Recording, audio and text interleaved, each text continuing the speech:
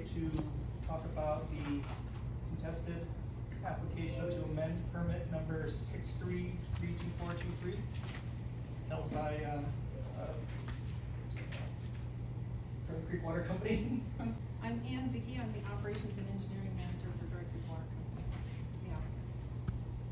My name is John Marshall. I'm a water rights attorney and I represent Dry Creek Water Company, the applicant. I'm Terry Scanlon with HDR Engineering. I'm a consultant to the applicant. Again, I'm Nick Miller with the department, and this is Marcelina Williams, one of the agents at Western Region. Yes? So is the applicant not here? The applicant is here. The applicant is represented by their attorney, So John Marshall. just the representative is here. Well, the applicant is the Dry Creek Water Company LLC. And, you know, you can't have a corporation here, you have to have somebody here to represent them, right? Okay. Dry Creek Water Company provides domestic water for the Dry Creek Branch Master Plan community, as well as irrigation water for ongoing agricultural operations that will continue pending residential development. The requested action under the application for amendment to permit 63-32423 is simply to add an already approved irrigation well as a diversion point under the domestic water supply system.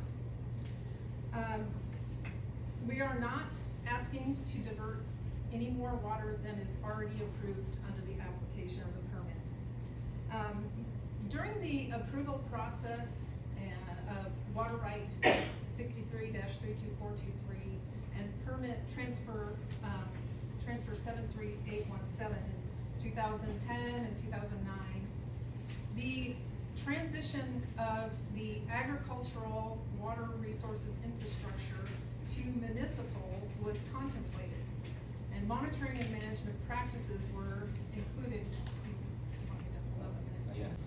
Yeah. As stated earlier, we're scheduled to drill this well in July. We would like to resolve things and have this permit approved, or this amendment application approved expediently so that it can be connected to the public water supply system during construction of the well house and other infrastructure later this year. I hope that helps explain. There seemed to be some concern about more water, needing more water. We're not intending to produce more water unless there's a fire. This is a capacity increase, not a production increase. Thank you. There's 360 homes approximately built or under construction right now. There are 1,800 homes approved. And that was under the original agreement? Yes. What is the relationship between Boise Hunter Homes and Dry Creek Water Company? Dry Creek Water Company is a water supply company. We are limited our place of use. Does Jim Hunter have any Yeah, ownership? Jim Hunter owns both, if that's So your that, concern. therein lies, Yeah. therein lies where we're sitting. Yeah. So, I live on Broken Horn Road, and there's, I think, an 18-inch Suez water line feeding out, goes right through my entire, on the road. Storage tank, sewer, all the stuff you mentioned, hundreds of dollars, millions of dollars. Why not connect to that? Why not go to Suez? Because there's a profit center here. This is where we're going with this, and I hope I'm wrong, but why would you not connect to a source that's already there, very close to you, extremely close, and pay for an easement to go across one person's property? Sorry. Charge. You're off for Christmas And do the same thing they have, because they have tanks, they have, you know, huge storage facilities.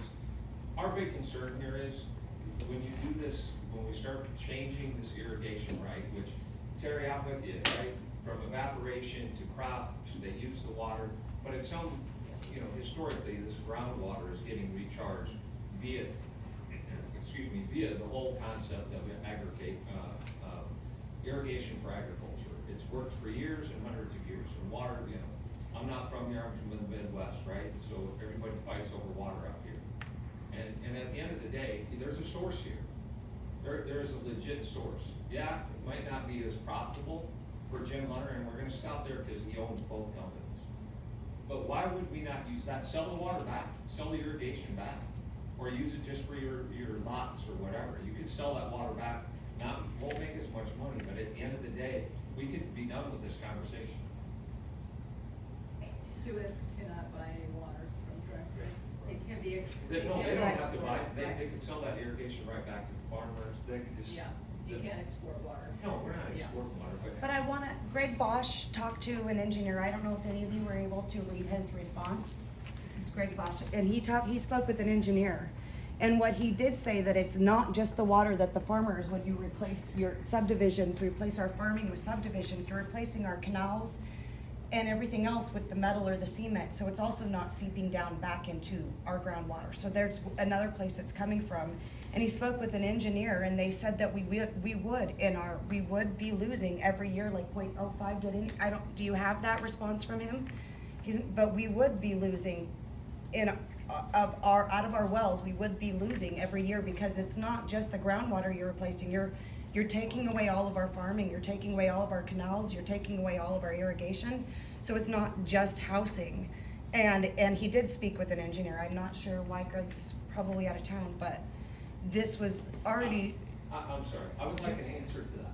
You guys do you know that water line sits there? Why don't you use that source?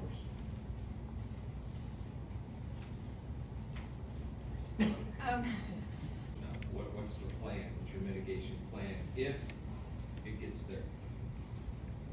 So There's gotta be a plan. back to that, we're limited to the 70%. That's not the question. The question is, it affects it. What is your guys' plan if this goes to crap and you don't even hit 70% and Out of water. and we're out of water? The question is what is your guys' backup plan? Hey, Nick, we're here for a settlement conference on the very limited issue that you've raised. We've been utterly generous in answering a wide variety of questions. This is getting more hostile than I like. We're not achieving the purpose of the meeting. It's a and question. We'd like to be done. No one's hostile. We still wanna know. So, It's a very direct question. so. It's a direct question. Simple The answer question. is answer. The answer is this, I think he answered it, that the municipal permit is junior likely to all of you guys. So you guys, if you run out of water because they're injuring you, you guys have all of the remedies that anybody has under Idaho water law to make a call on somebody who's injuring their water right. You So can, does that mean Jim Hunter's gonna pay for our wells? you know, We have to dig? so, I don't know how it would shake out, but you guys are senior to them. And the answer would be is if you guys start getting impacted and you want your water rights protected and administered, there are processes that you can go through to make a call on that, either through district court or through the department. What if we're not senior to, what if we came after that? Are you saying that because they wanna build these houses that will be after us that we're not, we can lose it because they're gonna build a subdivision?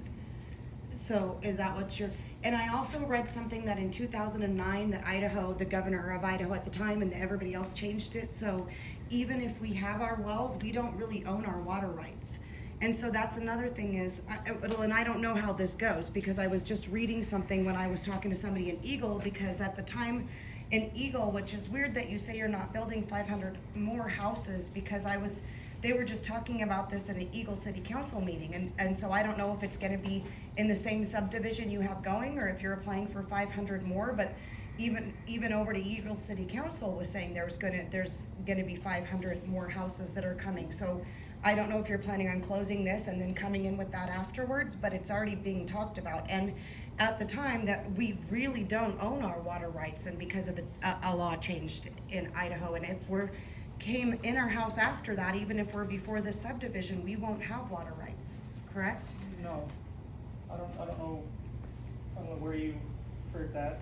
but there's a law change that you don't own your domestic water rights. Well, cause it seems like I go to one and they answer me that in 2009 there was a change and we don't really own the water rights to our houses anymore. And that's what they're telling me, that if something were to happen, that there's really no recourse because we didn't own anything. You know, again, and if I said in Eagle, they're talking about 500 more houses being built. I don't know if this permit is being pushed through, or if you're waiting till after this gets pushed through to push through the All right. 500. Let's back up just a little bit and let's see if I can summarize. What I'm hearing from everybody here essentially is that you're concerned that development of this permit is gonna injure your water rights, and that this Dry Creek development shouldn't be allowed, right? No, that's not the whole argument, but Okay.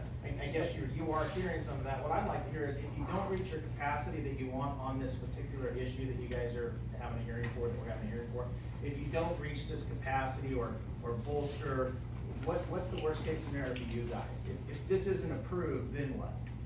What happens to you guys? What's your worst situation if this is not approved? What are you trying to avoid, I guess? It's not that we're trying to avoid anything. We're trying to provide redundancy for our community. Right, but when you keep adding houses and then there's gonna be more fires, we live in the desert, right? And that's what this is about, adding more houses. That's really why we're here. You can say that we have enough water, but we don't. Because we're here, because you've added more houses, 500, I think, above and beyond what you planned on and it was approved for. Wait, just a sec, so when you're gonna take from ours, many of us are already having problems with our well. So I understand when there's a fire, we wanna fight it, and then we come out looking like the bad guy, but we still need water on our properties and to our houses. And you wanna take more from us because you guys are adding more. This isn't what we want, and we already have problems, and you wanna take more from us. If there's a fire, we will be without water. We won't be able to turn ours on. We have houses and families and animals and our own yards to water, which we're already being told we can't water very much of ours, but you're gonna take more from us. And there will be more fires because you keep building in a desert area with no irrigation and not enough water, and there will be more fires. We'll come back around to you. Could you tell us a benefit that this would be for us at all? Why we want this? There's a lot of risk for us. So And even paying $25 and wasting our time to come down here and do this, like what benefit would this be to any of us to have this in our community? There's no risk. That's our position. This application presents no risk. Well, so, Well, you're let me sure. back up and finish my thought here. The sufficiency of the supply and the potential for injury to other water rights, all that stuff was evaluated when this permit was initially issued. Right, so the permit has been granted. They can develop 5 CFS of water, and what they're proposing to do is just add an alternative point less than, 300 feet from the existing point, but they're not gonna be taking any more water. And like I said, I'm in kind of a good position here because I can just speak my mind and my own opinions, because I'm not gonna be the hearing officer if this goes to a hearing. But in my opinion, whether you're pumping 5 CFS out of one hole or 5 CFS out of 2 holes collectively adjacent to one another, it's functionally the same. So I personally don't think it's gonna have any additional impact on you guys. And it sounds, and I'm saying this because it sounds like a lot of you guys have questions sort of about should this permit have been issued in the first place? Should this development be allowed to go on? Should this 5 CFS be allowed to be developed? And that question's already been answered.